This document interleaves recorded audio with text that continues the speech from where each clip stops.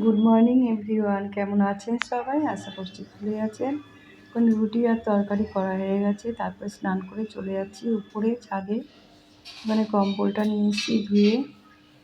আর এই যে এখানে পুজো দেবো বলে ঠাকুর ঘরে চলে এসেছি।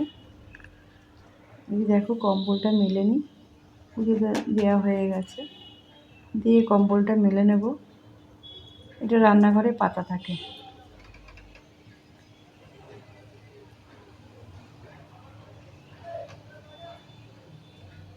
রান্নাঘরে পেতে দিয়েছিলাম,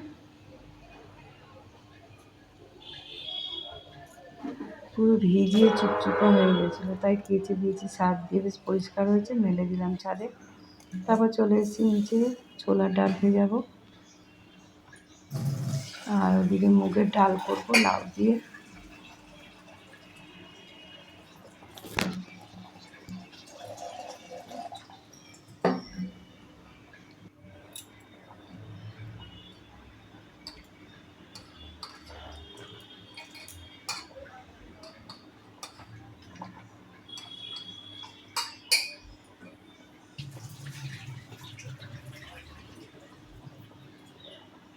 এটা হলো মটর ডাল, মটর ডালটা বেটে একটু কড়া করবো, আর এটা মুগের ডাল, মুগ ডালটা সিদ্ধ করে লাউ দিয়ে রান্না করবো।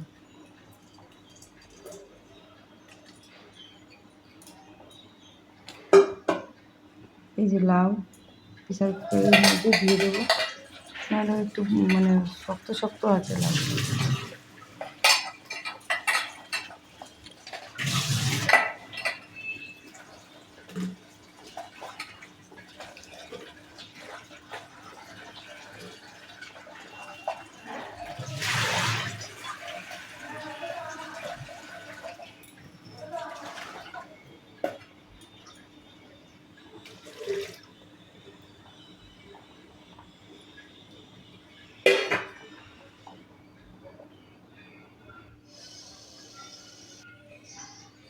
যেখানে কুলের চাটনি করেছি, আর যে বড়া ভাজা করেছি, আর ওই যে টমেটো কুল দিয়ে চাটনি করেছি, ভাত, আর ওটার মধ্যে ডাল, লাউ দিয়ে ডাল। আজকে নিরামিষ, সেটা দিয়ে খাওয়া দাওয়া হবে। আবার আগামীকাল দেখি কী করি, শিবরাত্রি। ভাত বেড়ে নিচ্ছি, খেয়ে দিয়ে নেবো। আজকের মতন এটুকুই ভিডিও, আবার আসছি আগামীকাল। Tata, bye bye.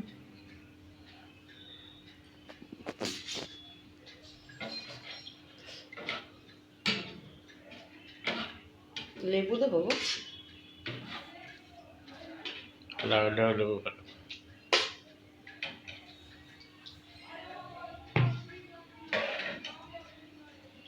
ভাত নিচে লাউ দিয়ে ডাল না খুব ভালো লাগে খেতে।